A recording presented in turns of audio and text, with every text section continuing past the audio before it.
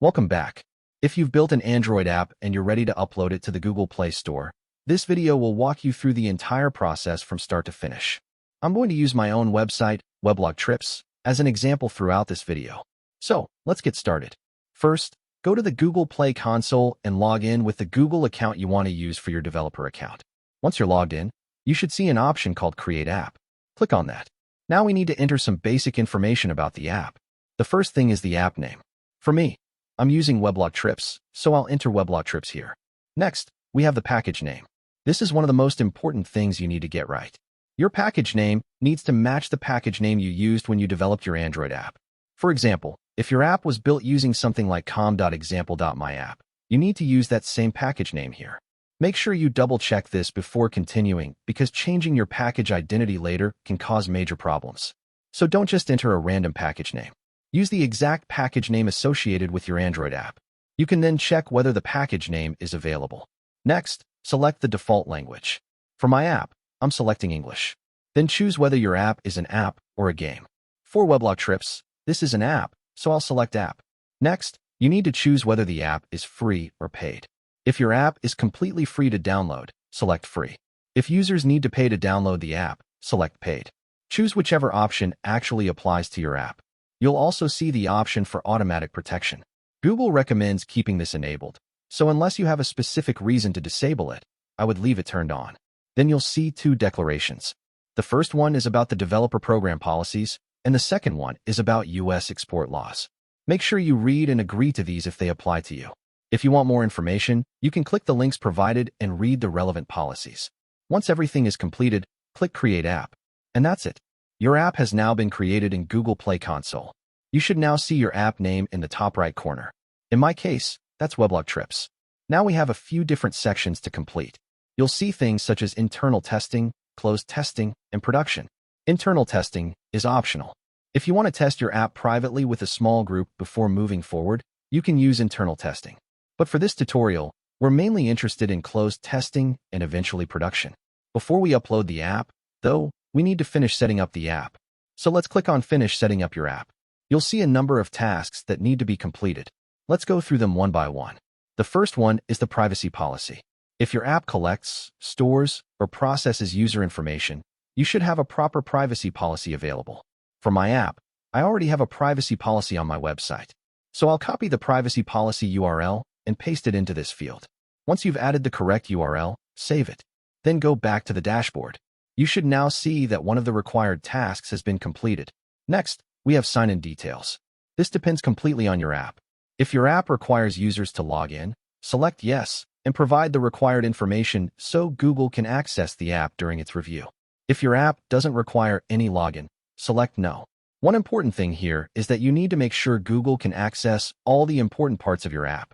If some functionality is hidden behind a username and password and you don't provide Google with access, your app could potentially be rejected because the reviewer can't properly test it. So select the option that accurately describes your app. Save it and go back to the dashboard. Now you should see that another task has been completed. Next, we have ads. This asks whether your app contains advertising. If your app displays advertisements, select Yes. If it doesn't contain advertisements, select No. Make sure your answer matches what is actually inside your app. For my app, I'm checking the advertising setup and selecting the option that matches how the app works. Save it and continue. Next, we have the content rating questionnaire. This is important because Google needs to determine the appropriate age rating for your app. First, you'll need to provide your email address. Enter the email address you're using for your developer account. Then select the category that best describes your app. If you're submitting a game, select Game. If it's a social or communication app, choose the appropriate category.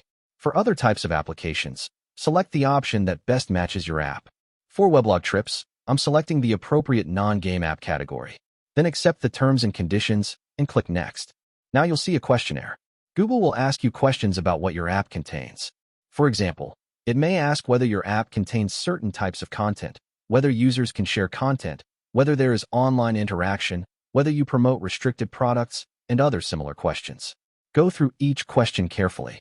If your app contains something, select Yes. If it doesn't, select No. Don't simply copy someone else's answers because the correct answers depend on what your own app actually does. For example, Google may ask whether your app allows users to share content. If your app doesn't have that functionality, select No. It may also ask about online content, restricted products, location sharing, digital products, gift cards, cash rewards, and other features. Again, answer each question based on your actual app.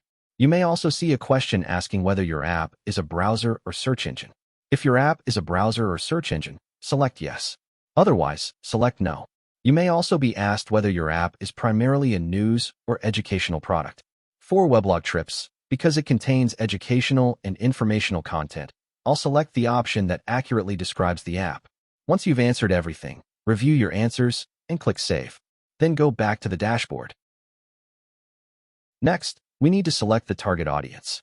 Here you'll see different age groups. Choose the age groups that your app is actually designed for. For example, if your app is suitable for teenagers and adults, select the appropriate age groups. Don't select every age group just to complete the section. Think about who your app is genuinely intended for and select those groups. Once you've finished, Google may show you a summary of your target audience. Review it and continue. Next, we have data safety. This section is about how your app collects, shares, and protects user data. This is another section where you need to be accurate.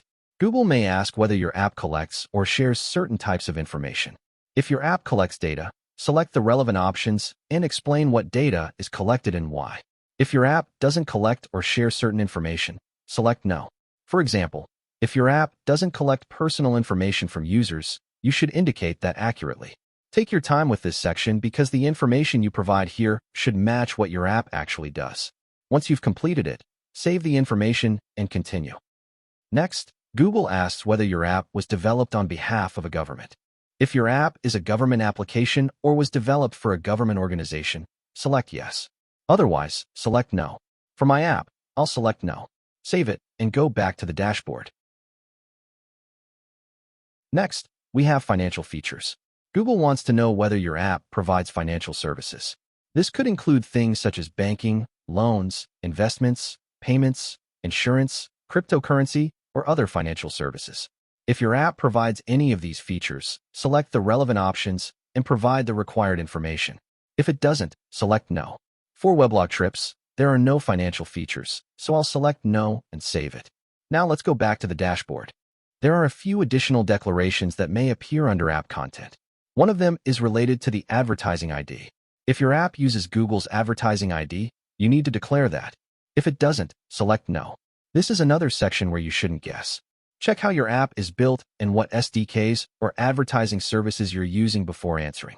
You'll also see a section related to health apps. If your app provides health-related functionality, select the appropriate option. If it's not a health app, select No. Once you've completed all the declarations, save them. Now go back to the dashboard. At this point, most of the required setup should be completed. You may see that there are still a couple of things remaining. Next, we need to select the app category. Click Edit. You'll see different categories. Choose the one that best describes your application. For Weblog Trips, I'm selecting Education because that's the category that best matches the content and purpose of the app. Save it. Next, we have tags. Tags help Google understand what your app is about. Choose the tags that are genuinely relevant to your app. For Weblog Trips, Education is one of the relevant tags, so I'll select that. If there are other tags that accurately describe the app, you can select those as well. Then click Apply. Now we need to provide contact details for the store listing. Enter your email address. You can also provide a phone number if required. And if you have a website for your app, you can add that as well. For Weblog Trips, I'll add my website information. Once everything is entered, click Save. Now the app setup should be completed. Let's go back to the dashboard. You should now see that all the required setup tasks are finished. And now we can move on to the actual store listing. Click Set up your store listing.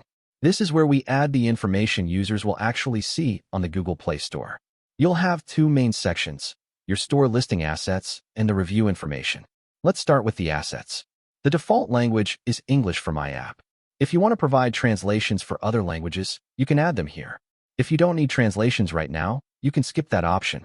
Next, we have the app name. Enter the name you want users to see on the Play Store. For me, that's Weblog Trips. Then we have the short description. Your short description needs to be concise and explain what your app does.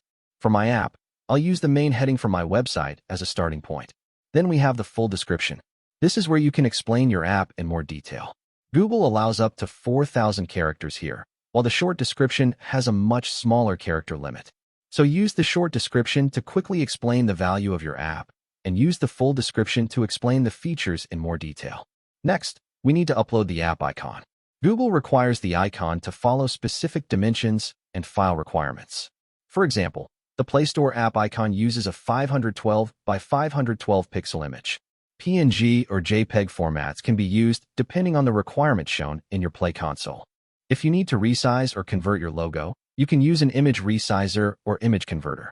For example, on Weblog Trips, I have different tools for resizing, converting, and enhancing images. So if you need to prepare your assets, you can use tools like these to get them ready. I've already prepared my logo, so I'll upload it here. Next, we have the feature graphic. This is another important image for your Play Store listing. The required dimensions are shown directly in Google Play Console. For this particular asset, it's 1024 by 500 pixels. I've already prepared mine, so I'll upload it. Next, we have screenshots. You'll need screenshots showing your app running on an Android phone. I've already created 3 screenshots, so I'll upload those. Make sure your screenshots follow Google's required dimensions and file specifications. You may also have options for tablet screenshots. If your app supports tablets, you can upload screenshots for different tablet sizes. For example, I have screenshots prepared for a 7-inch tablet and a 10-inch tablet, so I'll upload those as well. You'll also see additional sections for things like Chromebook and Android XR assets. These may not be required for every app. If they apply to your app, you can provide the appropriate assets. Otherwise, you can leave them alone. You may also see an AI-related declaration. If your app uses AI-generated content or AI functionality covered by Google's requirements, select the appropriate option. Otherwise, choose the option that accurately indicates your app doesn't use that functionality. Once everything is uploaded, take a moment to review the entire store listing. Make sure your app name, descriptions, icon, feature graphic, screenshots, and other information are correct. Then click Save. Now your store listing is ready. And this is where we can finally start uploading the actual app. Now let's move on to closed testing. This is an important part of the process because Google may require you to complete closed testing before you can apply for production access, depending on your developer account and current Play Console requirements. Click Set up your closed test. The first thing you'll need to do is select the countries or regions where you want your app to be available for testing. Select the countries that are relevant to your testing. Next, you'll see the testers section. This is one of the most important parts. You need to add the people who will participate in your closed test. For example, if your Play Console shows a requirement of at least 12 testers for 14 days, you need to meet that exact requirement. You can use friends, family members, colleagues, or other people you trust who have Android devices. The important thing is that they actually opt into the test and use the app according to the requirements. Don't just add 12 email addresses and assume that's enough. Make sure the testers actually join the test. Google will show the exact requirements inside your Play Console, so follow whatever requirement is displayed on your account. You can add testers individually by entering their email addresses, or you can create an email list and add multiple testers together. Once your testers are added, you can continue with the release. Now we're ready to upload the actual app. Click Create a new release. You'll see some options related to app signing and automatic protection. Unless you have a specific reason to change these settings, the default Google Play settings are usually the easiest option. Now let's upload the app. Google Play uses an Android App Bundle, or AAB, for new apps. So you need to upload the .ob file that you generated when building your Android application. If you're using Android Studio, for example, you can generate the app bundle from your project and then upload that file here. Click the Upload area and select your AAB file. Google will process the bundle. This may take a few moments. Once it's finished, you'll see that your app bundle has been uploaded successfully. Now we need to enter the release name. For my first release, I'll use something like Weblog Trips v1.1.00. You can use whatever version naming system makes sense for your project. Then add your release notes. Release notes explain what's included in this version. For your first release, you could mention the main features of the app. Keep the release notes clear and concise. Once everything is ready, click Next. Google will now check the release. If there are errors or warnings, they'll appear here. This is where you need to pay attention. For example, in my case, I can see a warning related to the advertising ID declaration. Google is telling me that the app's manifest contains an advertising ID reference, but my declaration doesn't match that configuration. If my app doesn't actually use advertising ID, I need to fix the app configuration without that unnecessary declaration. This is important. Don't simply remove a declaration in Play Console if the app actually uses that feature. Instead, make sure your app's code, manifest, SDKs, and Play Console declarations all match. Once the issue has been fixed, the warning should disappear. After resolving the errors, you may still see a warning related to your closed testing requirements. For example, Google may tell you that you haven't added enough testers yet. This is expected if we haven't completed the tester setup. Go back to the testers section and add the required people. If your account requires 12 testers, make sure you have at least 12 eligible testers who have opted into the closed test. Then run the test for the required period. If Google requires 14 days, you need to complete those 14 days before applying for production access. You can see the exact requirement directly in your Play Console. Once you've met the requirement, Google should allow you to apply for production access. After your closed testing requirement has been completed, you can apply for production access. Once Google approves your production access, you'll be able to create your production release and submit the app for production review. Google will then review your application. The review time can vary. It might be relatively quick, or it could take longer depending on the app, account, and review process. So don't assume that every app will be reviewed within exactly the same amount of time. And that's basically the complete process.